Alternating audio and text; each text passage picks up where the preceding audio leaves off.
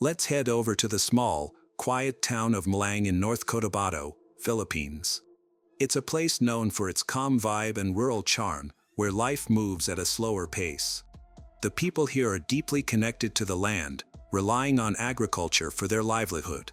In this peaceful town lived the Maguad family. Unlike many others, they led a pretty stable life. Crizzule Maguad, the father, was an elementary school teacher who was well respected and loved by everyone, often being praised for his hard work. His wife, Lovella, was the principal at the same school. Together, while they didn't make a lot of money, they were considered one of the more privileged families in town. Their youngest child, Crizzule Louis, was 16 years old. He dreamed of becoming a lawyer even at such a young age and was determined to work hard to achieve that goal. Besides being intelligent, he was also creative, playing guitar, drawing, and reading in his spare time. His older sister, Crizzle Gwynn, was the more intense one, super smart, driven, and goal-oriented. She had always been that way as a kid, being a Girl Scout with a sash covered in so many badges that there was no room for more. Gwynn didn't stop there. She enrolled in a pre-med program during high school and planned to become a doctor.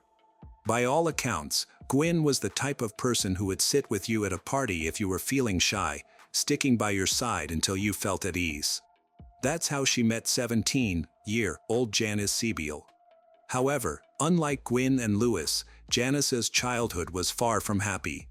She wasn't privileged enough to attend school and had to work from a very young age. Even worse, she grew up without parents. Her first real memories began around the age of 8. Before that, everything was a blur. She only recalls being found by a stranger wandering alone on a huge shipping container boat. Her parents were nowhere to be found, and Janice believed they had abandoned her. A stranger was kind enough to post her picture and name online in an attempt to find her parents. They shared her story on Facebook and various online forums, but no one ever came forward. Eventually, Janice was dropped off at the Philippine version of Child Protective Services, the Department of Social Welfare and Development, where she moved from one foster home to another. Not long after, Janice was offered a live-in nanny job by a family. Though she hated the job, she was incredibly grateful for the opportunity. Janice shared all of this with Gwynn, and Gwynn was so deeply moved by her story that an idea began to form in her mind, an idea that could give Janice the safe, loving home she deserved: adoption. Together with Louis, Gwynn decided to present this idea to their parents. Like a well-thought-out thesis, they approached the subject with serious dedication, explaining that adopting Janice wouldn't just change her life, it would help their family too. They convinced their parents that Janice could pitch in with the chores around the house, which was a significant consideration in their Asian family culture. It wasn't uncommon for children to share the responsibility of washing dishes, cleaning, and cooking. With one more set of hands to help, the family would run more smoothly. Gwynn's parents weren't exactly rolling in money, but they believed in teaching responsibility. The kids had chores, had to keep their grades up, and attended church every Sunday. They were strict, but it was out of love. Gwynn and Louis respected that. In 2021, Janice moved in, and it was like she was instantly part of the family. The Maguad welcomed her with open arms. Louis even gave up his own room so Janice could have a more comfortable one. They enrolled her in school right away, and for the first time, Janice didn't have to wake up with the constant worry of finding food or going to work. She was finally allowed to be a kid. As Janice settled into her new life, the bond between the three siblings grew stronger by the day. We could see the happiness shining through, especially in the videos they posted on TikTok. Janice even got to experience a family vacation for the first time, something she had always dreamed of. Laughter filled the air as they explored new places together, creating memories she would cherish forever. For once, Janice felt like she belonged to something bigger, something safe and full of love. But just when everything seemed perfect, Janice's world was about to shatter. On December 10th of that same year, she posted a series of statuses on Facebook claiming that she and her siblings were under attack. It was just days before Christmas, a time that should have been filled with joy. Instead, it marked the beginning of a nightmare. At that time, Mr. Cruz, their father, was at school doing some chores related to the upcoming holiday, while Lovella, their mother, was away on a work trip. Everything changed when Mr. Cruz received a phone call that left him frozen in terror. The voice on the other end told him that their home was being ransacked, and his children were inside. By 3:15 in the afternoon, Cruz finally arrived at the house. It was eerily silent outside the front door. His eyes locked onto a blood-soaked blanket on the ground with a knife nearby. He called out for his kids, but there was no response. He moved quickly to the back door and managed to find a way inside. Cruz moved rapidly through the house, his voice echoing off the walls as he searched for his children. When he entered the living room, that a horrifying sight met his eyes. There, lying on the floor, was his daughter Gwynn. A towel soaked in blood was wrapped around her body, her limbs and torso were covered in multiple slash wounds. But it was the injuries on her neck that were particularly severe. Crime scene photos later revealed the gruesome extent of the wounds. Her flesh was torn apart, and ants had already begun to gather on her body. Not far from Gwynn, near the main door, Cruz found Louis. His hands and feet were bound, and a gag covered his mouth. His body was riddled with fresh stab wounds, and the amount of blood suggested that the attack had happened just moments before Cruz arrived. But there was one more person missing. Janice's heart pounded as Cruz continued to search the house, calling her name. Finally, Janice appeared. She emerged from her room, her hair wet and her face pale and shaken. She was in shock, barely able to speak. Seeing her, Cruz immediately called the police. The officers arrived soon after, stepping into a crime scene that would later be described as one of the most gruesome in the Philippines. Blood pooled on the floor, and the house bore the marks of extreme violence. Janice, while trembling, told the officers that they had been attacked. The house was in disarray, cabinets had been pried open and personal belongings were scattered across the rooms. At first glance, it seemed like a robbery. However, investigators knew that appearances could be deceiving. They needed to confirm whether anything valuable had been taken to solidify the robbery theory. At the same time, as part of their protocol, the police did not rule out the parents as persons of interest. The police needed to confirm their alibis and whereabouts during the attack. The investigators turned their attention to the room where Janice said she was hiding during the attack. It was messy, but that wasn't unusual for a robbery scene. What stood out, though, were the details that didn't add up. The disarray in the room, though chaotic, didn't have the usual signs of a real robbery. So the police began to search the house more carefully, and they soon found some crucial evidence just outside the front door. The police discovered a blood-stained shirt, which they believed had been dropped by the attacker while trying to escape. About 100 meters away, they found a plastic bag in a ditch. Inside were bloody pants and underwear. It seemed the attacker had deliberately discarded these items to hide evidence. Inside the house, the scene became increasingly horrifying. The living room floor was littered with shards of glass and broken bottles, a clear sign of the violence that had unfolded there. Expansive pools of blood reveal the brutal nature of the attack. Among the carnage, investigators discovered a discarded knife, a baseball bat, and a hammer, each stained with blood. These weapons were assumed to have been used in the murders. Crime scene analysts took careful note of the blood patterns, which provided key insights into the sequence of events. They determined that Gwynn, the older sibling, had likely been killed first. Her blood had partially coagulated and rigor mortis had already begun to set in. In contrast, Louis's blood appeared much fresher, suggesting he had been murdered after Gwynn. The different states of the blood and bodies made this theory even more plausible. Louis's hands and feet were bound, while Gwynn's were not. This discrepancy indicated that Gwynn might have been ambushed and killed quickly, while Louis was restrained, likely to prevent him from resisting before his own murder. The fact that so many different tools were used and that the victims had distinctive types of wounds strongly suggested the involvement of more than one attacker. This theory was supported by the fact that Louis had been restrained. It would have been difficult for a single person to control a victim while also carrying out such a brutal attack. Adding to the mystery, Cruz confirmed that the weapons found at the scene were his. The murderers seemed to have used tools that were readily available in the house, which made the crime even more unsettling.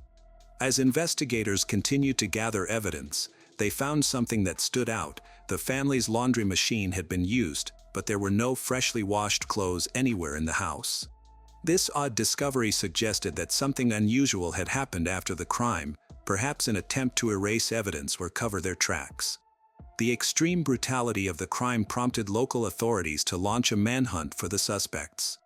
The public was shocked, and the need for justice became urgent. To help with the investigation, the vice of the Municipal Council of Malang, North Cotabato announced a reward of 200,000 pesos for any information leading to the capture of the perpetrators. The mayor also offered an additional 50,000 pesos as a bounty. These actions emphasized the gravity of the case and the community's desperate need for answers. Autopsies were performed on Gwynn and Louis over 2 days, starting on December 13, 2021, and the results were chilling. Gwynn had sustained 32 stab and slash wounds, some of which were deep enough to almost sever her limbs. One of her ears had been cut off, and her neck and upper arm were nearly severed. Her body also showed signs of blunt force trauma, likely caused by the hammer and baseball bat found at the scene. Additionally, the backs of her hands were bruised, covered in defensive wounds, indicating that she had fought fiercely. Meanwhile, Louis had endured 51 knife wounds, some so deep that they exposed his bones and internal organs. Red marks on his neck suggested he may have been strangled. Unlike his sister, Louis had no defensive wounds. He also had signs of blunt force trauma on his limbs and torso. All these injuries were consistent with the weapons recovered at the scene. Investigators quickly ruled out the possibility of a robbery gone wrong, though the rooms appeared ransacked. Only Gwynn's phone was missing. Nothing else of value had been taken, leading authorities to believe that the killer or killers were familiar with the victims.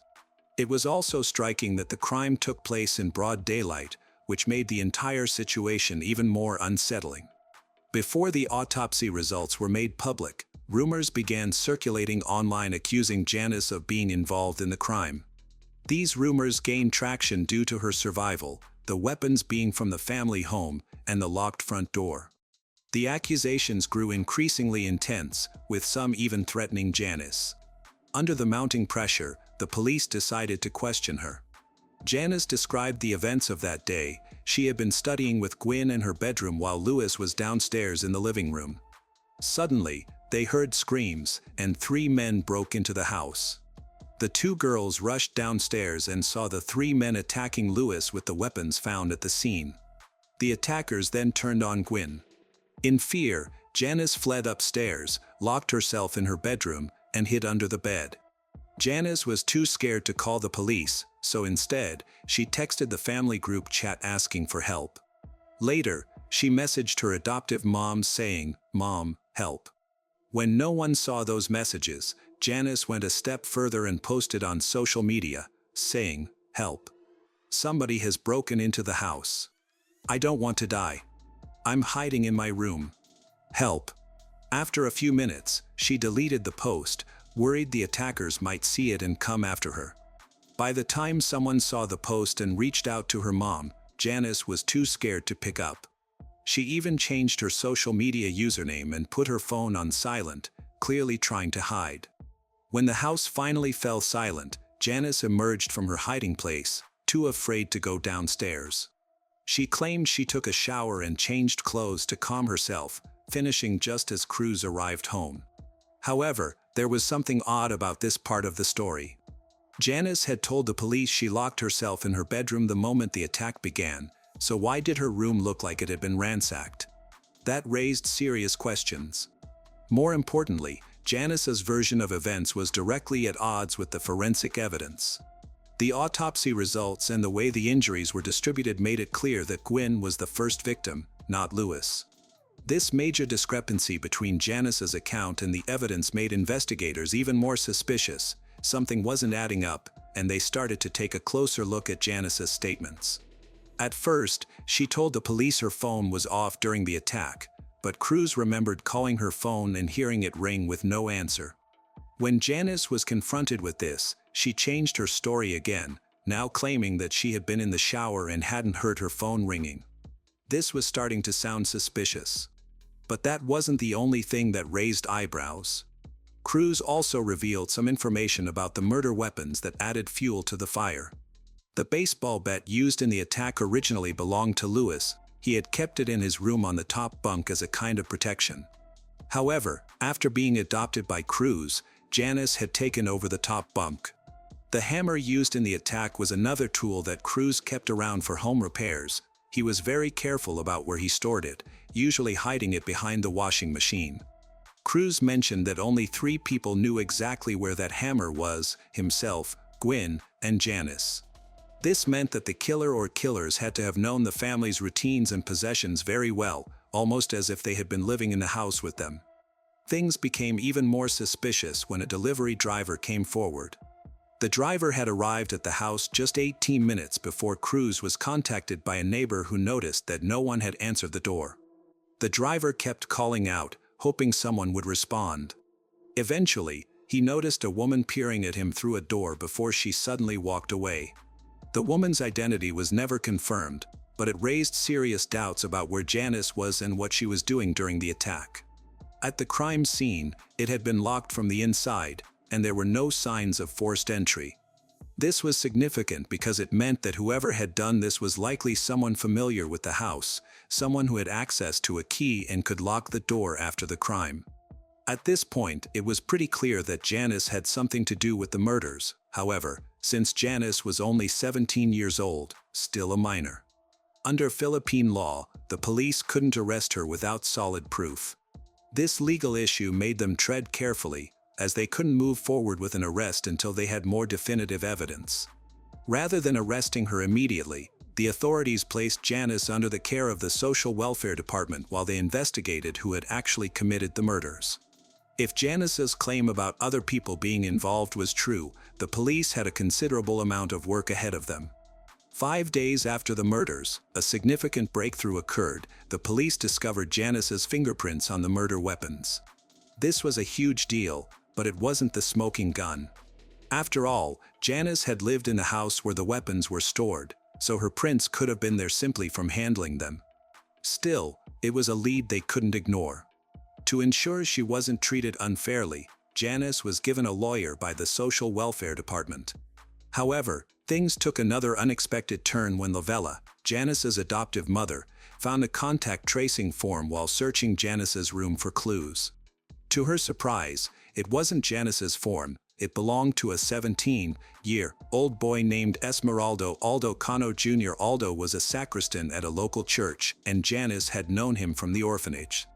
This discovery sent the police scrambling to determine if Aldo had anything to do with the murders.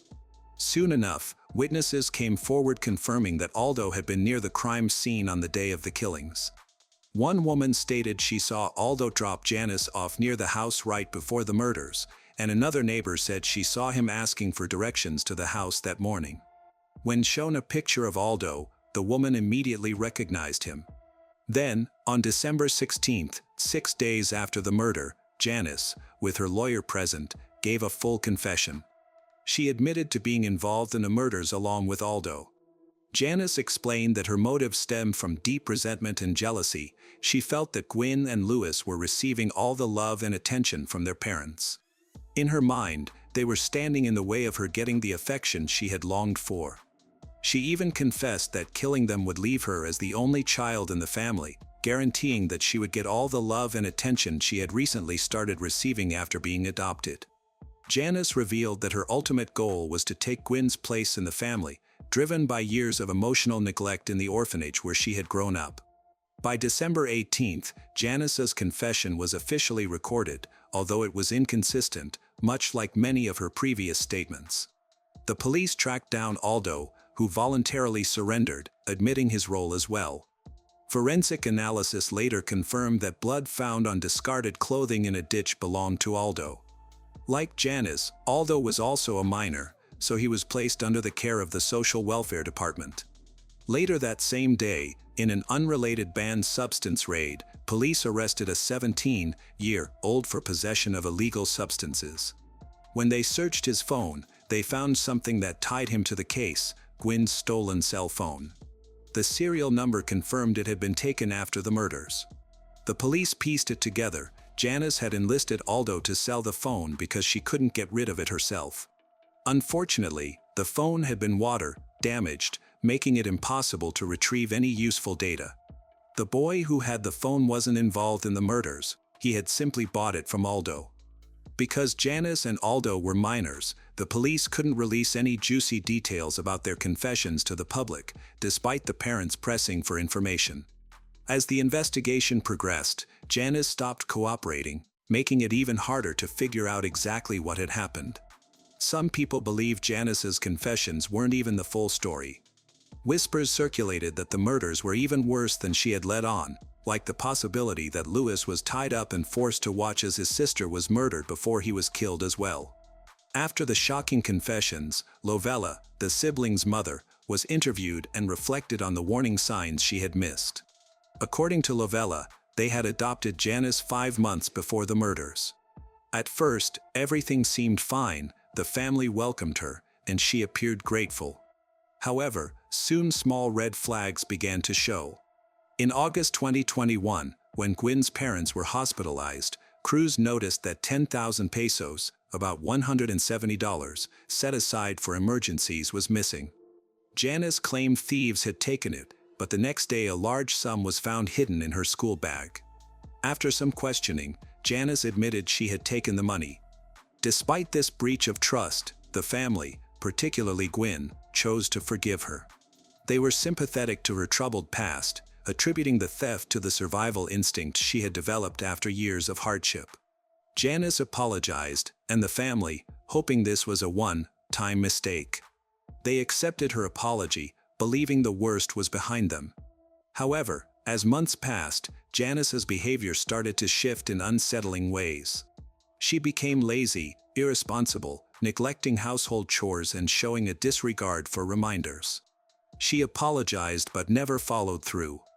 Although troubling, it didn't raise any immediate alarms until the morning of the murders. On that day, Janice did something she had never done before. She called Cruz and Lovella mom and dad for the first time. It was a small gesture, but it felt like a red flag, indicating a deeper, darker shift in her emotional state. It was as if something had clicked in her mind, setting in motion what was about to happen. As the investigation unfolded, more shocking truths came to light. Janice had lied about her origins from the start. Her story of being an orphan was a fabrication. Her parents were alive and had spent years desperately searching for her. When the case went viral, Filipino amateur sleuths dug into her past and uncovered a nearly decade-old missing persons notice. Her parents weren't very active on Facebook back then, so they missed the post. Fast forward to the murders, and that same post started circulating online again. It didn't take long for Janice's biological parents to recognize her. Born in 2005, Janice was the youngest of 3 children, but her childhood was filled with chaos. Her father's gambling addiction tore the family apart, and after remarrying, her mother tried to make the best of the situation by dividing what little they had left among her children. Eventually, Janice and her siblings were placed in different orphanages. By 2020, Janice had actually reunited with her biological family, but that reunion didn't last long. Her relatives later claimed she cut them off, saying they were too poor to be of any use to her. This betrayal shocked everyone. Things took a darker turn when Janice's biological mother, devastated by what her daughter had done, attended the funeral of Gwyn and Louis. In her grief, she kept apologizing, overwhelmed with guilt about her daughter's actions. In one heartbreaking moment, Janice's biological mother even knelt down, but the Maguad weren't seeking revenge. They made it clear that they weren't angry, only seeking justice. They insisted that Janice's biological mother encourage her daughter to confess. Janice's mother tried to visit Janice at the social welfare office, but Janice refused to see her, citing strict rules. Then, the investigation took a jaw-dropping turn when evidence surfaced suggesting the murders were premeditated. Screenshots of a conversation between Janice and an unknown person went viral. In the messages, Janice confessed that she wanted to kill her siblings, thinking their deaths would give her the freedom she craved. She even wondered if anyone would still accept her if she committed murder, expressing a chilling belief that no matter what she did, God would forgive her if she asked. Some sources claim that Janice often talked about the 2009 horror movie The Orphan, a film about a young girl adopted by a family who ultimately betrays and kills them. She even posted on Facebook that she loved the movie and watched it repeatedly. When Janice's trial began, her behavior was just as disturbing. She was seen smiling and laughing in court, showing no remorse or regret. Cruz and Lovella, devastated by the loss of their children, said in interviews that they might have forgiven Janice if she had shown even a hint of genuine remorse, but her coldness only deepened their pain. The case became a national sensation in the Philippines. From March 2022, when Janice and Esmeralda were officially charged with murder, to their conviction on May 17, 2022, the case was closely followed by the public. Janice Sibling was sentenced to 31 years in prison, while Esmeralda Cano Jr. received a 29-year sentence.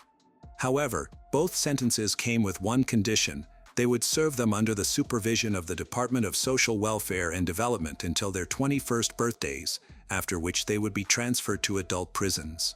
Gwynn and Louis's parents had mixed feelings about the trial's outcome.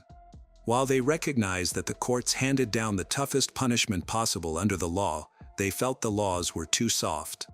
The biggest issue, however, was Janice's complete lack of remorse. Cruz and Lovella were outspoken against Republic Act 9344, which limits the legal accountability of minors.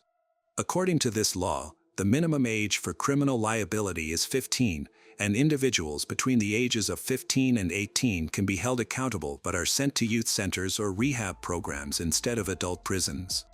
This law prevents minors like Janice from being tried as adults, even for heinous crimes. Many argued that kids shouldn't be capable of planning or committing such brutal acts. In the US and other countries, minors committing these kinds of crimes would have been tried as adults. Cruz and Lovella felt strongly that Janice's age shouldn't excuse her from taking full responsibility, especially for such a violent and premeditated crime. This view was shared by many who felt the law was too lenient in cases like this. They publicly called for changes to the law, wanting those who commit violent acts at a young age to be held fully accountable. Some of the most heartbreaking facts to come out of the investigation revealed that Gwynn almost escaped. She had the chance to run, but when she heard Louis calling for help, she went back, hoping to save her brother.